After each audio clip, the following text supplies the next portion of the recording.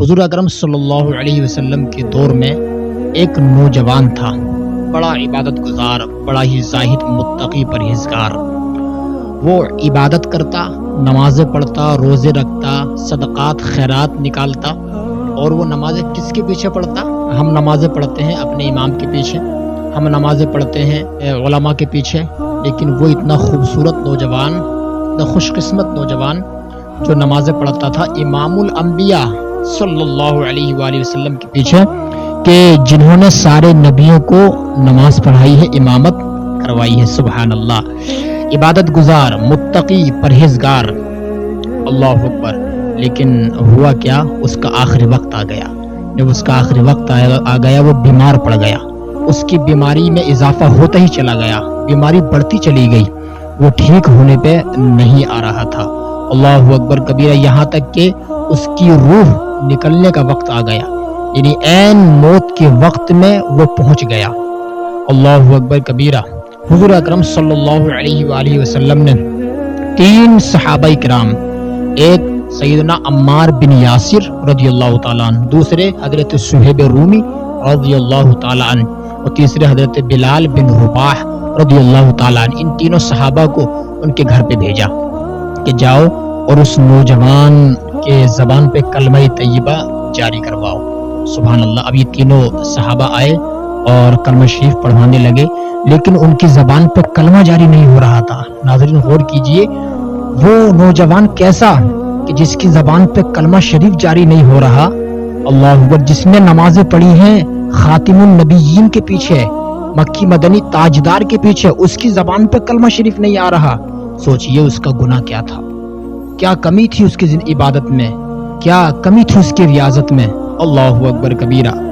جب کلمہ شریف جاری نہیں ہو رہا کہ روح ہنسلی میں اٹک جاتی ہے لیکن روح نکل نہیں رہی ہے۔ اور کیجیے، پورا واقعہ سن کے جانا، اگر ذرا سا بھی ذہن ہٹا تو پوری بات ذہن سے باہر نکل جائے گی۔ اللہ اکبر۔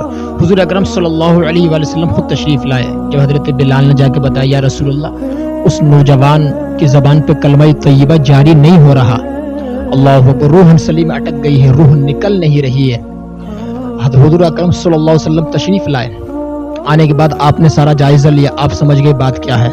حضور نے فرمایا، احی والداک، کہ اس نوجوان کے والدین میں سے کوئی زندہ ہے؟ عرض کی، ہاں یا رسول اللہ، ان کی ماں زندہ ہے۔ آقا نے ارشاد فرمایا کہ ان کی ماں کو جا کر کہا جائے کہ حضور اکرم صلی اللہ علیہ وآلہ وسلم تم کو بلاتے ہیں، اگر وہ خود آتی ہیں تو ٹھیک ہے، ورنہ میں خود چل کر ان کے پاس آ جاتا ہوں۔ سبحان اللہ، ایک ماں کی شان کیا ہے۔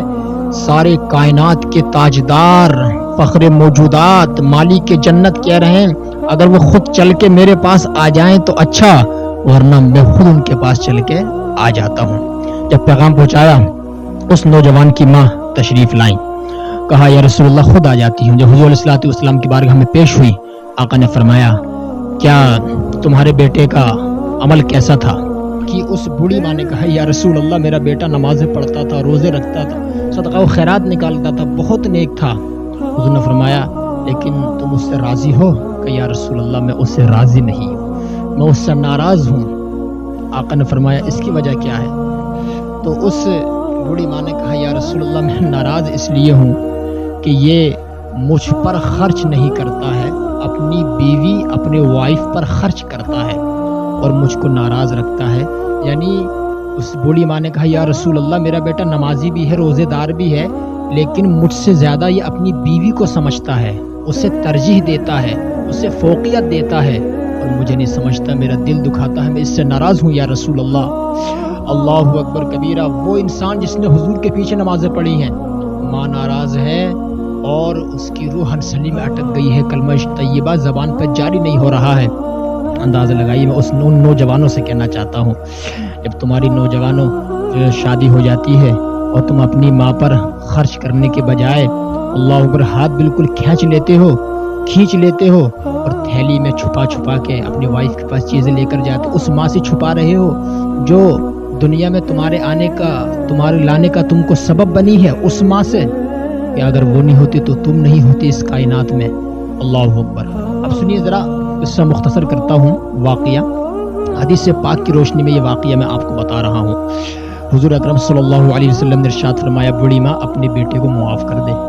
کہا یا رسول اللہ میرا دل اجازت نہیں دے رہا. آقا کریم صلی اللہ علیہ وآلہ وسلم نے ارشاد فرمایا حضرت بلال بن رباح سے جاؤ بلال صحرا میں چلے جاؤ جنگل میں کچھ لکڑیاں لے کر کے آؤ.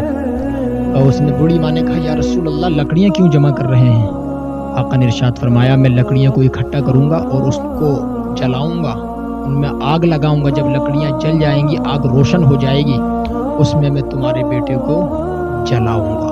اللہ اکبر. حضور فرما رہے ہیں تمہارے بیٹے کو جلاؤں گا. اب ماں کا دل تو ماں کا دل ہوتا ہے, ماں کا دل پسیج گیا. یا رسول اللہ میرے بیٹے کو آپ جلائیں گے اور میرے سامنے؟ مجھ سے برداشت نہیں ہو سکتا. آقا نے فرمایا ہمارے نبی نے فرمایا بوڑھی ماں اپنے بیٹے کو معاف کر دے. اگر تو نے اس کو معاف نہیں کیا یہ تو دنیا کا عذاب ہے جو تو دیکھ نہیں سکتی. اللہ کا عذاب تو دائمی ہے, ہمیشہ رہنے والا ہے, تو اس کو معاف فرما دے. بوڑھی ماں نے کہا یا رسول اللہ ایسی بات ہے تو میں اپنے بیٹے کو معاف کر دیتی ہوں. بوڑھی ماں نے اس کو معاف کیا. حضرت بلال کو حضور نے بھیجا جا کے دیکھو کلمہ طیبہ جاری ہوا کہ نہیں ہوا. حضرت بلال گئے تو کلمہ طیبہ اس کی زبان پہ جاری ہو گیا. انہوں نے کلمہ شریف پڑھا لا الہ الا اللہ محمد رسول اللہ, اور ان کا انتقال ہو گیا. روح قفس انصری سے پرواز کر گئی, وصال ہو گیا. اللہ اکبر. اب یہاں پر یہ واقعہ پورا ہو گیا. حضور اکرم صلی اللہ تعالی علیہ وسلم نے ان کی نماز جنازہ پڑھائی, غسل دیا گیا, تدفین کی گئی. حضور نے تمام صحابہ کو اکٹھا کیا اور ارشاد فرمایا اے لوگو والدین کی نافرمانی مت کرنا, اس لیے کہ جو اپنے والدین یا ماں باپ میں سے کسی ایک کی نافرمانی کرے گا تو اللہ تبارک و تعالی اس کے نماز, روزے, زکوٰۃ, حج کو قبول نہیں فرمائے گا. اس کی دنیا بھی برباد ہو جائے گی اور اس کی آخرت بھی تباہ ہو جائے گی. اللہ اکبر کبیرہ.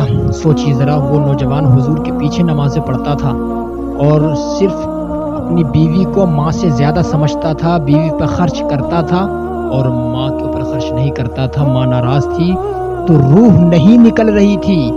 اور اللہ اکبر. اب ظاہر سے بات ہے جو حضور کے پیچھے نمازیں پڑھتا ہو وہ صحابی ہوگا نا. اب صحابی کا مرتبہ تو غوث اعظم سے بڑا ہے, خواجہ صاحب سے بڑا ہے, صابر پاک سے بڑا ہے, تمام اولیاء, ابدال, قطب تمام سے بڑا ہے.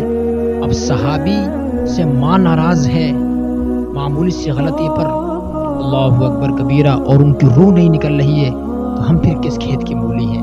ہم تو سر سے لے کے پیر تک گناہوں میں لت پت ہیں. اللہ اکبر کبیرہ. اور ان کی اتنی نیکیاں, اور آج ہم دیکھیں ہم کہاں پر کھڑے ہیں. اللہ اکبر. ہم جو ہیں شرابوں میں, کتنے نوجوان ایسے شرابوں میں, سٹوں میں, اور اس کے علاوہ اور طرح طرح کے گیمز آ رہے ہیں, اس میں جو ہے پیسے لگا رہے ہیں, اور اس میں پیسے لگانے کے بعد اپنا پیسہ جو ہے انویسٹ کر رہے ہیں, برباد کر رہے ہیں. لیکن ماں گھر میں بیمار ہے, ماں کی دوائی کے لیے اس کے پاس جو ہے 100 روپے نہیں ہے, 500 روپے نہیں ہے, 1000 روپے نہیں ہے کہ ماں کو وہ دوائی لا کے دے دے. ماں تڑپ رہی ہے, سسک رہی ہے, بلک رہی ہے, رو رہی ہے. اللہ لیکن ماں کو اٹھا کے نہیں دیکھ رہا ہے. لیکن اسے یہ احساس نہیں ہے اس نوجوان کو کہ جب ان کے ماں باپ کے پاس کوئی اولاد نہیں تھی, کون سا ایسا مزار تھا, کون سے ایسے پیر صاحب تھے, کون سے ایسے عالم صاحب, مفتی صاحب, امام صاحب تھے جہاں ان کے ماں باپ نے جا کے دعائیں نہیں مانگی ہوں. اللہ اکبر. دعائیں نہیں مانگی ہوں کہ دعا کر دیں کہ میرے کوئی اولاد ہو جائے. تیرے لیے اس ماں باپ نے ہر در پہ جا کر دعائیں مانگی, اور آج تیری اگر شادی ہو گئی, عورت نے تھوڑا سا تجھے مزہ کیا دے دیا بستر پہ, تو نے اس ماں کو چھوڑ دیا جو دنیا میں تو آنے کا جو آیا ہے یہ اسی کا سبب ہے جو تو دنیا میں آیا ہے. اللہ اکبر. ماں باپ کی ہرگز نافرمانی نہیں کرنی چاہیے, ہر حال میں ان کی خدمت کرنا چاہیے, ان سے محبت کرنا چاہیے. اب حاضرین میں آپ کو بتانا چاہتا ہوں وہ نوجوان کون تھا. اللہ اکبر. ان کا نام میں بتانا چاہتا ہوں آپ کو. وہ صحابی کون تھے کہ جن کی روح نہیں نکل رہی تھی؟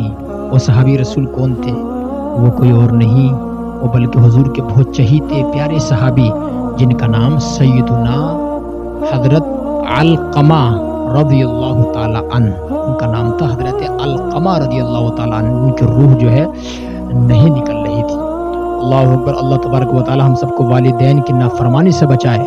اب میں آپ کو ایک بات اور بتاتا ہوں آخر میں. حضور اکرم صلی اللہ علیہ وآلہ وسلم نے ارشاد فرمایا کہ ماں باپ ہما جنتو کا ونارو کا, ماں باپ ہی تمہارے لیے جہنم ہے اور ماں باپ ہی تمہارے لیے جنت ہے.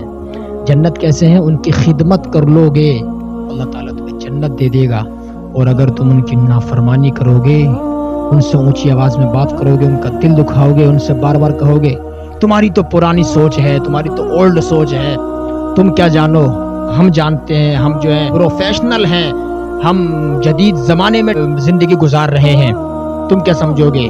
اب ماں باپ کو جب دل پہ ٹھیس پہنچتی ہے اللہ تعالیٰ کا عرش ہل جاتا ہے. تو پھر انسان جب نافرمانی کرتا ہے تو موت سے پہلے اس کو سزا دے دی جاتی ہے. اس لیے میرے بھائیوں، اگر ماں باپ ناراض ایمان پر خاتمہ نہیں ہوا تو بتاؤ پھر ہمیشہ کے لیے عقوبت یعنی عذاب میں گرفتار ہونا پڑے گا.